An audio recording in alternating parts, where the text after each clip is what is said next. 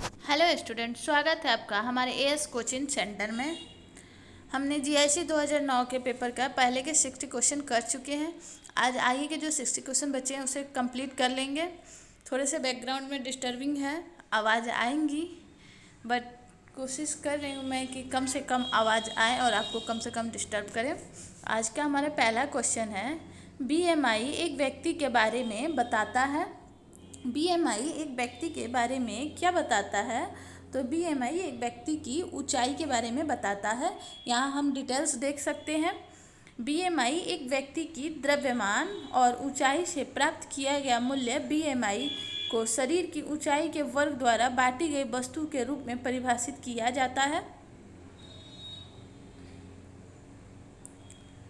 Next question है, गृह व्यवस्था विषय में पारिवारिक लक्ष्यों की प्राप्ति हेतु पारिवारिक साधनों के उपयोग से संबंधित निर्णयों को सम्मिलित किया जाता है। किसके अनुसार? तो आर.एच. कोटजिन के अनुसार गृह व्यवस्था विषय में पारिवारिक लक्ष्यों की प्राप्ति हेतु पारिवारिक साधनों के उपयोग से संबंधित निर्णयों को सम्मिलित किया जाता है। नेक्स्ट क्वेश्चन है, फर्नीचर के इतिहास में बारोक शैली कौन सा काल है?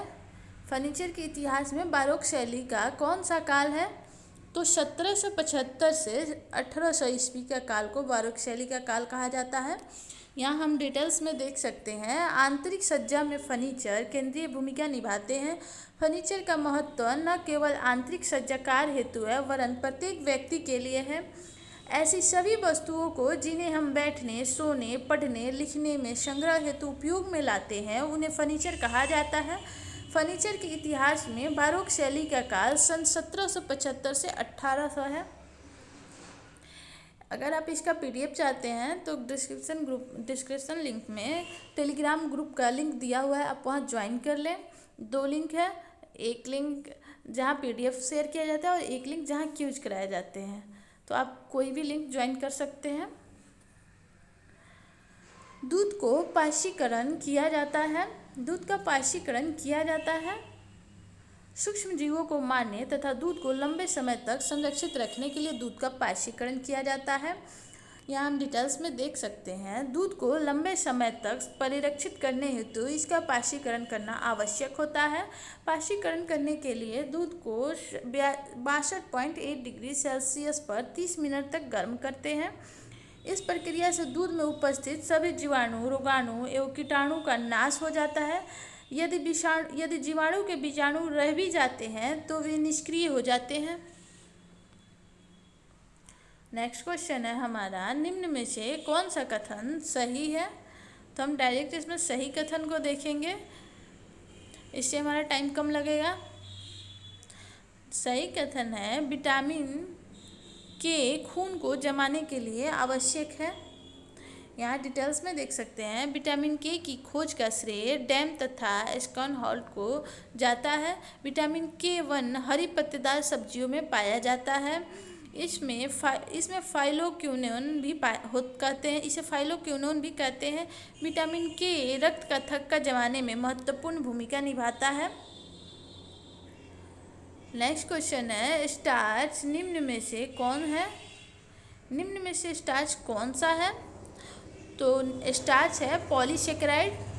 स्टार्च एक पॉलीसेकेराइड है। यह मनुष्य तथा शाकाहारी जंतुओं के लिए मुख्य पोषक पदार्थ होता है। हम लोगों के लिए अनाज, फल, कंद, फलियाँ आदि मंड के प्रमुख स्रोत हैं। स्टार्च को मंड भी कहते हैं। तो आप यहाँ पे देख सकते हैं, स्टार्च या फिर मंड के प्रमुख स्रोत हैं। नेक्स्ट क्वेश्चन है, पेप्सिन परिवर्तित करती है। पेप्सिन एंजाइम परिवर्तित करती है। पेप्सिन एंजाइम किस में परिवर्तित करती है? तो प्रोटीन को पेप्टोन में पेप्सिन एंजाइम परिवर्तित करती है। यहाँ डिटेल्स में देख सकते हैं, पेप्सिन एक एंजाइम है। यह भोजन के प्रोटीन को पेप्टोन तथा पॉलीपेप्टाइड में बदल देता है। नेक्स्ट क्वेश्चन है, निम्न में से कौन सा तत्व शरीर में ऊर्जा प्रदान नहीं करता परंतु फिर भी आवश्यक है? तो विटामिन यहाँ डिटेल्स में देख सकते हैं, विटामिन सक्रिय कार्बनिक तत्व होते हैं। जो शरीर के उत्तम स्वास्थ्य के लिए अत्यावश्यक होते हैं। यद्यपि शरीर में इनकी अत्यंत अल्प मात्रा में ही आवश्यकता होती है। विटामिन ऊर्जा प्रदान नहीं करते, लेकिन अन्य ईंधन पदार्थों का संश्लेषण एवं सही उपयोग का नियंत्रण करते हैं। मानव शरीर द्वारा विटामिनों का संश्लेषण नहीं होता है, अतः खाद्य पदार्थों के रूप में इनकी पूर्ति आवश्यक है।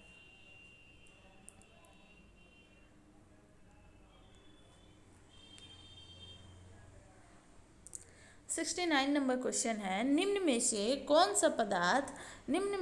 कौन सा खाद्य पदार्थ संरक्षण में प्रयोग किया जाता है? तो कौन सा खाद्य पदार्थ संरक्षण में प्रयोग किया जाता है? तो सोडियम बेंजोएट, यहाँ हम डिटेल्स में देख सकते हैं। सोडियम बेंजोएट का प्रयोग खाद्य संरक्षण में किया जाता है। इसका उपयोग खाद्य संरक्षण में उपचार, मुरब्बे, टमाटर की चटनी, फलों के रस और अन्य खाद्य पदार्थों के परिरक्षण के रूप में होता है। सोडियम प्रतिबंधित की सलाह दी जाती है। कब दी जाती है? तो सोडियम प्रतिबंधित की सलाह उच्च रक्तचाप, हाइपरटेंशन में दिया जाता है। यहाँ हम डिटेल्स में देख सकते हैं कि उच्च रक्तचाप सामान्यतः 40 से 60 वर्ष के लोगों को होता है। हृदय रोग तथा गुर्दे की बीमारी के कारण भी उच्च रक्तचाप बढ़ जाता है। मोटापा भी इस रोग का प्रमुख कारण होता है। यदि मोटापा के साथ उच्च रक्तचाप भी हो तो हृदय रोग होने की संभावना अधिक बढ़ जाती है। नेक्स्ट क्वेश्चन है हमारा, सोडियम प्रतिबंधित आहार निम्न बीमारी में किया जाता है। ऊपर वाला ही क्वेश्चन है बट यहाँ थोड़ा घुमा के पूछा गया है। सोडियम प्रतिबंधित आहार निम्न बीमारी में किया जाता है। तो इसका आंसर होगा ए, डिप्थीरिया, पोलियो और टेटनस। एक समय इस रोग के रोगी बहुत अधिक संख्या में पाए जाते थे, किंतु आजकल इस प्रकार के रोगियों की संख्या बहुत कम हो गई है। रोहिणी या डिप्थीरिया अत्यंत भयानक संक्रामक रोग हैं। यह भी बच्चों पर आक्रमण करते हैं, विशेषकर 2 से 5 वर्ष की आयु तक वाले बच्चों पर। नेक्स्ट क्वेश्चन है, निम्न में से कौन सा मान प्रोटीन की गुणवत्ता किसी खाद्य पदार्थ में बताता है?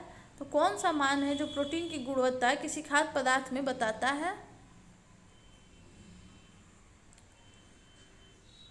तो हमारा आंसर होगा NPU, नेट प्रोटीन यूटिलाइजेशन का मान प्रोटीन की गुणवत्ता किसी खाद्य पदार्थ में बताता है। यह मानव पोषण आयोजनों के लिए प्रोटीन गुणवत्ता के उपाय के रूप में किया जाता है। प्रोटीन एक वयस्क को मिश्रित भोजन की प्रोटीन के आधार पर प्रोटीन की दैनिक आवश्यकता होती है। तो दैनिक आवश्यकता होती है हमारा 2 ग्राम पर किलो शरीर के भार के हिसाब से। एक वयस्क की मिश्रित प्रोटीन के आधार पर प्रोटीन की दैनिक आवश्यकता 2 ग्राम पर किलो शरीर के भार के हिसाब से होती है। श्वेत रक्त कोशिकाओं का मुख्य कार्य है शरीर को सूक्ष्म जीवों से बचाना। डिटेल्स में यहाँ देख सकते हैं, WBC, RBC से बड़े, रंगहीन और केंद्रकीय होते हैं, अर्थात इनमें केंद्रक पाया जाता है। WBC हमारे शरीर में उत्पन्न होने वाले रोगाणु को मार देती है तथा शरीर की रोगाणुओं से रक्षा करती है। इनका प्रमुख कार्य शरीर की प्रतिरक्षी प्रतिक्रियाओं के लिए आवश्यक प्रतिरक्षी प्रोटीन बनाने का होता है। चलो आप ये तो जान गए कि WBC में केंद्रक होता है। अब आप कमेंट बॉक्स में ये बताइएगा कि क्या RBC में केंद्रक होता है। नेक्स्ट क्वेश्चन है हमारा, निम्नलिखित में से कौन सा विटामिन हमारे शरीर में ही बनता है? तो वो है विटामिन A। अब यहाँ हम डिटेल्स में देख सकते हैं, विटामिन A का रासायनिक नाम रेटिनॉल है। यह शाकाहारी भोजन में नहीं होता। स्वयं मानव शरीर में ही मुख्यतः यकृत आंतरिक श्लेष्मा की कोशिकाओं में गाजर व अन्य पीली और गहरी हरी सब्जियों से प्राप्त कैरोटीन रंगाओं से इसका संश्लेषण होता है। यकृत में इसकी काफ़ी मात्रा भी संचित रहती है। यह हमें दूध, मक्खन, अंडे, जर्दी, जिगर, मछलियों के तेल आदि से प्राप्त होती है। इसकी कमी से रतौंधी, नाइट ब्लाइंडनेस हो जाती है। 76 नंबर क्वेश्चन है, निम्न में से कौन सी क्रिया है जो सौर ऊर्जा को रासायनिक ऊर्जा में बदल देती है? तो ये श्वसन, प्रकाश संश्लेषण, और श्वसन या स्वांगीकरण।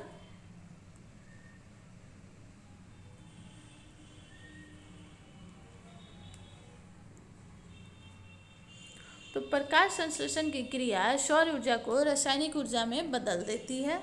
यहाँ पे सूत्र दिया हुआ है, जब मैं PDF सेंड करूँगी आप अच्छे से एक बार देख लीजिएगा। प्रकाश संश्लेषण की क्रिया पेड़ पौधों में पाई जाती है। हमारा नेक्स्ट क्वेश्चन है, निम्न में कौन सा कथन सही है? तो कौन सा कथन सही है? तो रेशे पाचन में सहायक होते हैं। हम डिटेल्स में देख सकते हैं। डिटेल्स देखना इसलिए आवश्यकता होता है कि एक क्वेश्चन के साथ बहुत सारे क्वेश्चन ऑटोमेटिकली सॉल्व हो जाते हैं और हमारी नॉलेज थोड़ी एक स्टेप आगे बढ़ के हो जाती है। तो हम डिटेल्स में देखते हैं। सेलुलोज ग्लूकोज की कई इकाइयों से मिलकर बने होते हैं। सेलुलोज अनाज, दाल, फल एवं सब्जियों के छिलके में रेशे के रूप में विद्यमान रहते हैं। सेलुलोज अघुलनशील होता है। सेलुलोज को पचाना कठिन होता है। हमारी आंत में ऐसे जीवाणु नहीं होते जो सेलुलोज को पचा सके, अतः हमारे लिए सेलुलोज का आहार के रूप में महत्व नहीं होता, परंतु यह हमारी आहार नाल की सफाई के लिए खुरदुरे पदार्थ का काम करता है और भोजन को पचाने में सहायता करता है। नेक्स्ट क्वेश्चन है, मोनोसोडियम ग्लूटामेट निम्न में से किसका रासायनिक नाम है? तो किसका रासायनिक नाम है? आजीनोमोटो का। मोनोसोडियम ग्लूटामेट निम्न में से किसका रासायनिक नाम है? तो आजीनोमोटो का। मोनोसोडियम ग्लूटामेट आजीनोमोटो का रासायनिक नाम है। आजीनोमोटो चीन तथा जापान के अधिकांश खाद्य पदार्थों में डाले जाने वाला एक प्रमुख घटक है। मोटापा का कारण है। मोटापा का कारण क्या है? तो मोटापा का कारण कम व्यायाम और अधिक खाना दोनों है, ए तथा बी। थोड़ी सी आवाज़ बैकग्राउंड की कम हुई तो मैं इधर आ गई। मोटापा का कारण कम व्यायाम और अधिक खाना होता है, ये यहाँ बोथ आंसर होगा। हम यहाँ डिटेल्स में देख सकते हैं। मोटापा कम व्यायाम तथा अत्यधिक पोषण के कारण होता है, जो स्वयं में प्रत्यक्ष रूप से तो कोई बीमारी नहीं है, परंतु अनेकानेक गंभीर एवं खतरनाक बीमारियों का एक प्रमुख कारण है, जैसे मधुमेह, हृदय रोग, यकृत का रोग, वृक्क रोग आदि। मोटापा से शरीर स्थूल एवं थुलथुला हो जाता है, जिसके कारण व्यक्ति चल फिर नहीं सकता है। मस्तिष्क के लिए ऊर्जा का मुख्य स्रोत है। मस्तिष्क के लिए ऊर्जा का मुख्य स्रोत क्या है? ग्लूकोज, प्रोटीन, वसा या विटामिन। तो मस्तिष्क के लिए ऊर्जा का प्रमुख स्रोत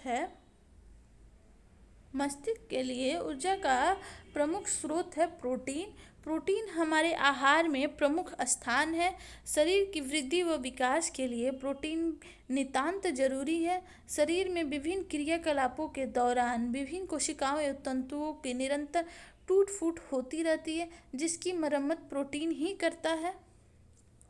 नेक्स्ट क्वेश्चन है, कैल्शियम किसके लिए आवश्यक है? तो कैल्शियम किसके लिए आवश्यक है? स्वस्थ अस्थियों के लिए आवश्यक है। हम यहाँ डिटेल्स में देख सकते हैं। शरीर में अन्य खनिज लवणों की अपेक्षा कैल्शियम की मात्रा सबसे अधिक होती है। हमारे शरीर में कुल भार का 4% भाग खनिज लवणों का होता है। अस्थियों की वृद्धि और विकास के लिए कैल्शियम अत्यंत जरूरी होता है। दूध कैल्शियम प्राप्ति का सर्वोत्कृष्ट साधन है।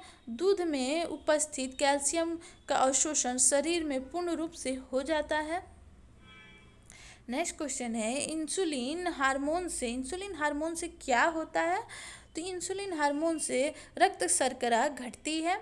यहाँ हम डिटेल्स में देख सकते हैं। इंसुलिन रक्त में उपस्थित ग्लूकोज के स्तर को कम करता है, परंतु इसका प्रयोग की देखरेख में ही किया जाना चाहिए, क्योंकि इसके प्रयोग से रक्त शर्करा की मात्रा एकदम से कम हो जाने का भय रहता है। नेक्स्ट है हृदय में डायस्टोल के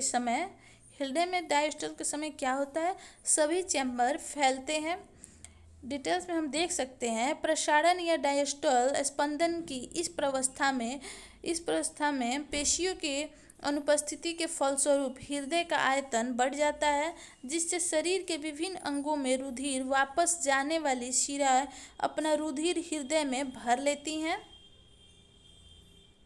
नेक्स्ट क्वेश्चन है मनुष्य में गर्भस्थ शिशु का गर्भकाल तकरीबन इतने दिन का होता है? कितने दिन का होता है मनुष्य में? तो इसका आंसर होगा डी 280 दिन का। डिटेल्स में हम देख सकते हैं गर्भावस्था किसी भी स्त्री के जीवन में आने वाली अवस्था है जब वह अपने शरीर के माध्यम से एक नए जीव सृजन एवं पोषण करती है। तो स्त्री पुरुष प्रजनन क्रियाओं अंडाणु एवं शुक्राणु के परस्पर संयोग की क्रिया गर्भाशय के समय से आरंभ होकर यह अवस्था सामान्य 90 चंद्रमास अथवा 9 कैलेंडर माह अथवा 280 दिन चलती है।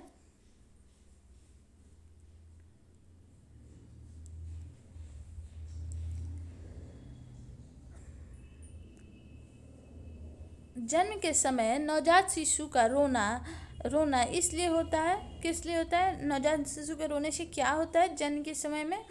तो श्वसन प्रक्रिया उत्तेजित किया जाता है। नवजात शिशु का क्रंदन अत्यंत महत्वपूर्ण है। रोने के द्वारा उसके फेफड़े फूल जाते हैं, जिससे श्वसन क्रिया प्रारंभ हो जाती है। जन्म के समय प्रारंभ में श्वसन गति 40 से 45 प्रति मिनट होती है। यह सप्ताह के अंत तक गति कम होकर 35 मिनट तक रह जाती है। नेक्स्ट क्वेश्चन है वह अंग जिसके द्वारा भ्रूण को पोषण पहुंचता है? कौन सा अंग है जिसके द्वारा भ्रूण को पोषण पहुंचता है? तो वो है प्लेसेंटा बोल सकते हैं इसे, या गर्भनाल। प्लेसेंटा एक अंग है जो विकासशील भ्रूण को गर्भाशय की दीवार में जोड़ता है। प्लेसेंटा भ्रूण को बढ़ने के लिए ऑक्सीजन और पोषक तत्व प्रदान करता है और गर्भ के रक्त से अपशिष्ट पदार्थों को हटा देता है। नेक्स्ट क्वेश्चन है भारतवर्ष में 1920 में प्रथम मॉन्टेसरी स्कूल का आरंभ किया था।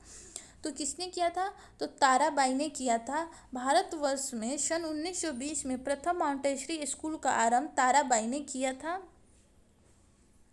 चालू खाते में से पैसे निकाला जा सकता है। चालू खाते में से पैसे निकाला जा सकता है।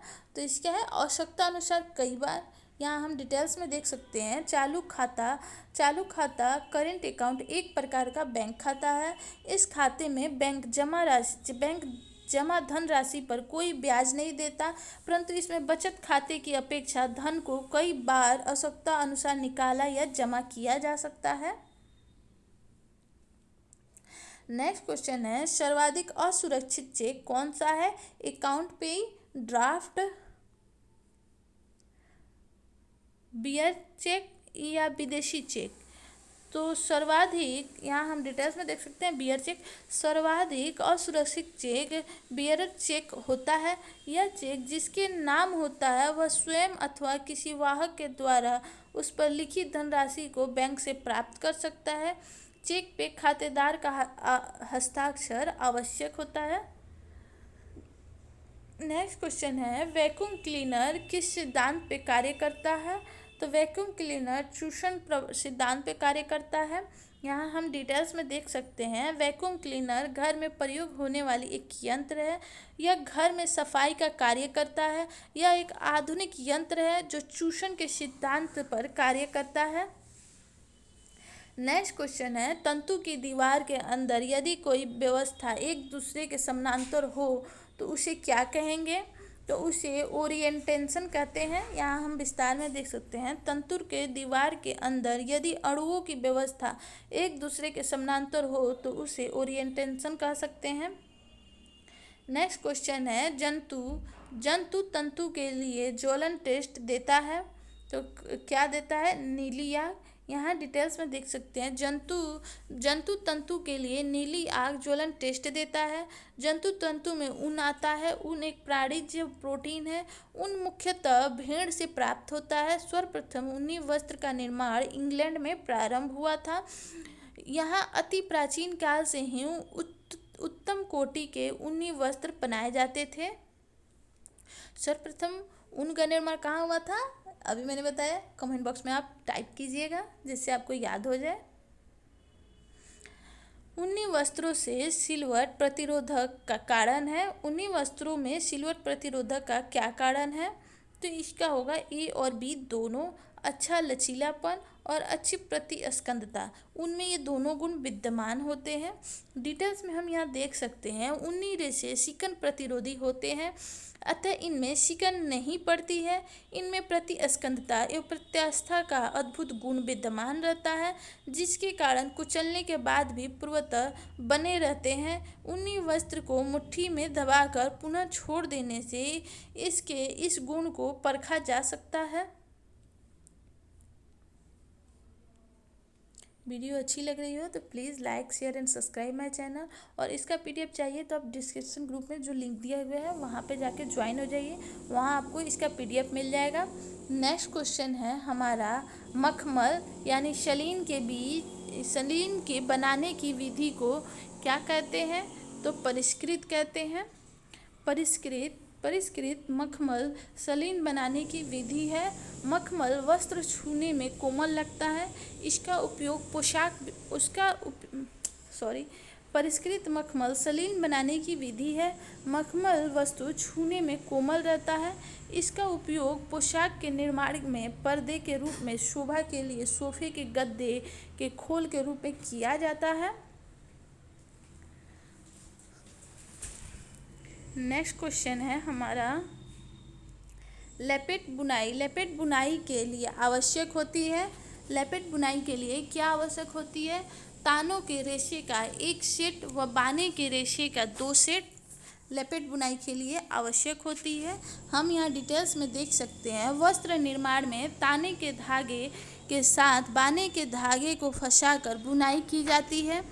ताने के धागे किस प्रकार बाने के धागे के साथ गूंथते हैं, कितने बाने के धागे ताने के ऊपर तथा कितने धागे नीचे से गुजारेंगे, इस आधार पर बुनाई का वर्गीकरण निर्भर करता है।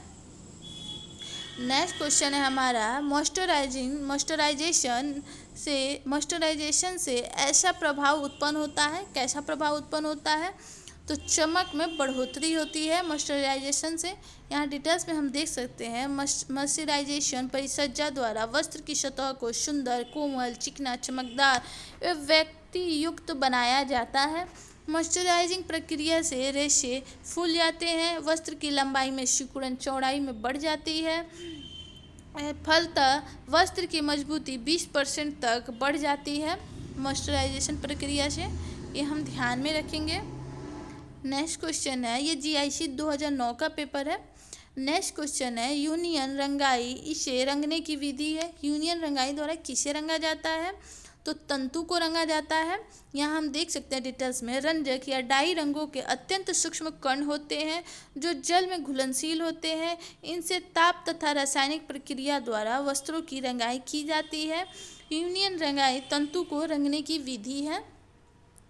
नेक्स्ट क्वेश्चन है हमारा, पॉलिस्टर तंतु इसमें घुलनशील है, तो पॉलिस्टर तंतु किसमें घुलनशील है, hydrochloric acid, hydromethyl formaldehyde, sulphuric acid या मेटाक्रिसोल में, तो किसमें है,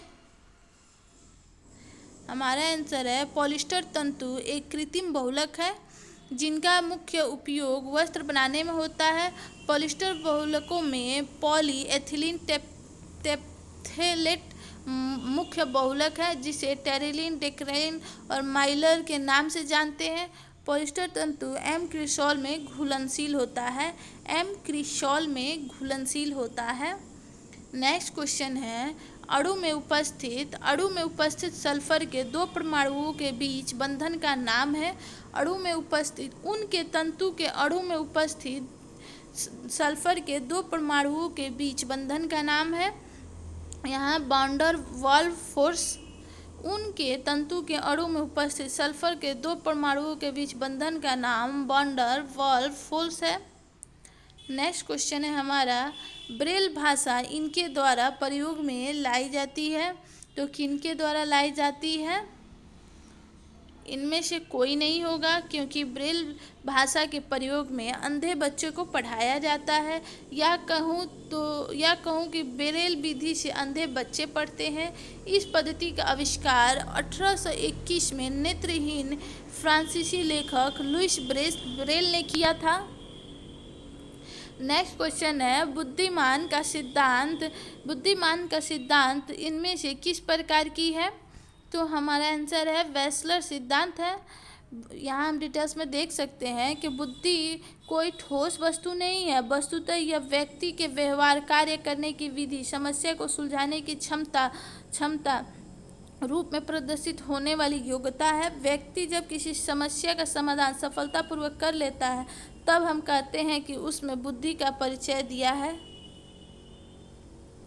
नेक्स्ट क्वेश्चन है, इनमें से कौन सी पुष्प सज्जा नहीं है? तो कौन सी पुष्प सज्जा नहीं है? शोका, मोरीबाना, सोएबाना, इकेबाना। तो शोका पुष्प सज्जा नहीं है। प्रत्येक व्यक्ति पुष्पों में रुचि लेता है। कुछ व्यक्ति देखकर, सूंघकर व छूकर प्रसन्नता का अनुभव करते हैं, किंतु कुछ व्यक्ति जिसकी कल्पना शक्ति तीव्र है, जो कलाकार हो और जो करने का उत्सुक हो, वह इसे सुंदर रूप देने की कोशिश करता है। नेक्स्ट क्वेश्चन है हमारा, कला के तत्व निम्न है। कला के तत्व इनमें से कौन से हैं?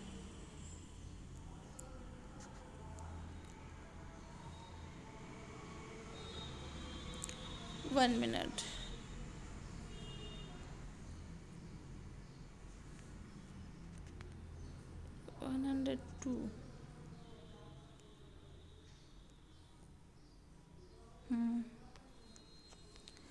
कला के तत्व इनमें से कौन से हैं? तो नमूना, आकार, सतह और रंग। कला के शब्द मानवीय जीवन में इनका इतना घुला मिला हुआ है कि कला के बिना मानव जीवन की संभावना शून्य है। कला विचारों और भावों का इस ढंग से अभिव्यक्तिकरण है कि वह आनंद प्रदान करती है। रसोई घर का आकार इस आकार का कभी नहीं हो सकता। किस आकार का नहीं हो सकता? तो वी आकार का। ऑक्सफोर्ड डिक्शनरी के अनुसार रसोई का वह कमरा या भाग होता है जहां भोजन पकाया जाता है। रसोई घर को किसी घर का हृदय स्थल कहा जाता है। यह ऐसा केंद्र है जहां से पूरे परिवार का स्वास्थ्य और कार्य क्षमता नियंत्रित होती है। रसोई घर का आकार वी आकार का कभी नहीं हो सकता है। नेक्स्ट क्वेश्चन है हमारा, गर्भावस्था के दौरान कुल प्रोटीन बनती है। कितनी प्रोटीन चाहिए गर्भावस्था के दौरान? तो 900 ग्राम। गर्भकाल में गृहिणियों को सामान्य स्त्री की अपेक्षा अधिक प्रोटीन की आवश्यकता होती है। गर्भस्थ शिशु के गर्भिणी के शरीर के ऊतकों की टूट फूट की मरम्मत एवं नए तंतुओं के निर्माण हेतु प्रोटीन नितांत आवश्यक होता है। शरीर के बाह्य कोशिकीय तरल में मुख्य धनानयन कौन सा होता है? तो सोडियम है। शरीर के बाह्य कोशिकीय तरल में मुख्य रूप से सोडियम धनानयन होता है। सोडियम सामान्यतः सभी भोज्य पदार्थों में विद्यमान रहता है। यह क्लोरीन के साथ मिलकर सोडियम क्लोराइड के रूप में मौजूद रहता है। यद्यपि सोडियम सभी भोज्य पदार्थों में अल्प या अधिक मात्रा में उपस्थित रहता है। शर्करा के लिए गुर्दे का थ्रेशोल्ड मूल्य है। शर्करा के लिए गुर्दों का थ्रेशोल्ड मूल्य है। शर्करा के लिए गुर्दे का थ्रेशोल्ड मूल्य 110 से 140 मिलीग्राम प्रति DL होता है। नेक्स्ट क्वेश्चन है, हिपैटिक कोमा में निम्न प्रकार का आहार दिया जाता है। तो हिपैटिक कोमा में अधिक प्रोटीन, अधिक कैलोरी युक्त आहार दिया जाता है। यहाँ हम डिटेल्स में देख सकते हैं, यह एक गंभीर एवं भयंकर नाड़ी संबंधी रोग है। इस प्रकार के बीमारी में रोगी को अधिक प्रोटीन और कैलोरी युक्त भोजन दिया जाता है। इसके मुख्य कारण है यकृत सिरोसिस, अत्यधिक मद्यपान, विषाक्त पदार्थों का डिटॉक्सिकेशन, विषाक्त पदार्थों का जमाव। लक्षण है इसके आलस्य एवं थकान, हाथ पैर सीधा करने पर कंपन, चिड़चिड़ापन आदि। नेक्स्ट क्वेश्चन है हमारा, सामान्य खाद्य पदार्थ जैसे आटा, सूजी, तेल, दूध का मानकीकरण बाजीकरण निम्न चिन्ह के तहत होता है। तो ये होगा एग मार्क। यहाँ हम डिटेल्स में देखेंगे। एग मार्क के तहत सामान्य खाद्य पदार्थ आटा, सूजी, तेल, दूध का मानकीकरण किया जाता है। खाद्य पदार्थ शुद्ध है कि नहीं, एग मार्क का प्रमाणित चिन्ह है जो भारत में कृषि खाद्य उत्पाद पदार्थों पर लगाया जाता है। नेक्स्ट क्वेश्चन है, बच्चों के दांत निकलना आरंभ होते हैं, कब से होते हैं? तो 6 महीने पे। दांतों के विकास की प्रक्रिया भी गर्भ में आरंभ हो जाती है। गर्भकाल के 5वें माह में दांतों की नींव पड़ जाती है, अतः 6 महीने पर बच्चों में दांत निकलना प्रारंभ करते हैं। नेक्स्ट क्वेश्चन है हमारा, सब्जियां पकाने की सबसे अच्छी विधि कौन सी है? तो आंसर होगा उबालकर। यहाँ डिटेल्स में हम देख सकते हैं, उबालकर चावल, दाल, रेशेदार सब्जी आदि बनाए जाते हैं। इस विधि से बना भोजन सुपाच्य होता है। भोजन पदार्थ के समस्त तत्व भोजन वाले पानी में आ जाते हैं। सब्जियां पकाने की अच्छी विधि उबालना है।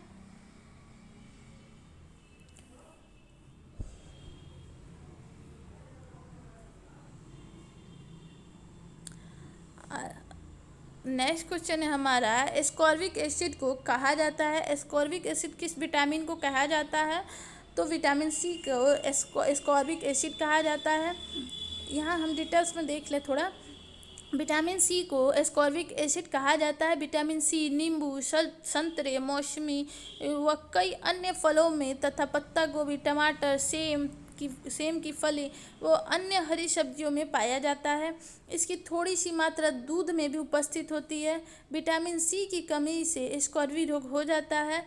इस रोग से घाव आसानी से नहीं भरते हैं और घाव भरने में अधिक समय लगता है।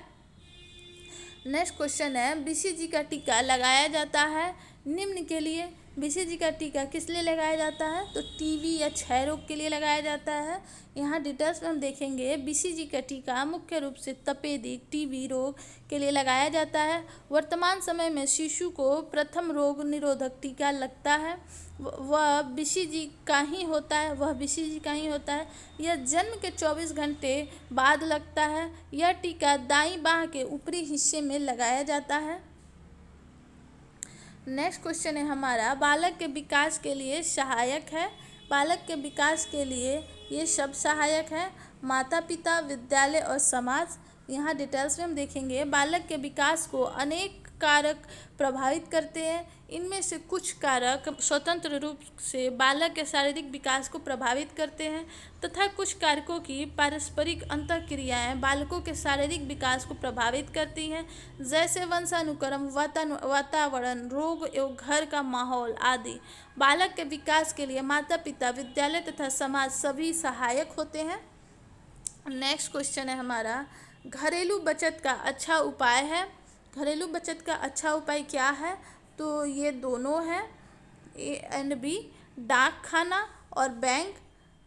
डिटेल्स में देखेंगे, बचत मनुष्य की आय का वह भाग है जो वर्तमान आवश्यकताओं की पूर्ति में उपयोग नहीं किया जाता, वरन भविष्य के उपयोग के लिए समझ बूझकर अलग उत्पाद के रूप में रखा जाता है और संपत्ति को पूंजी का स्वरूप दिया जाता है।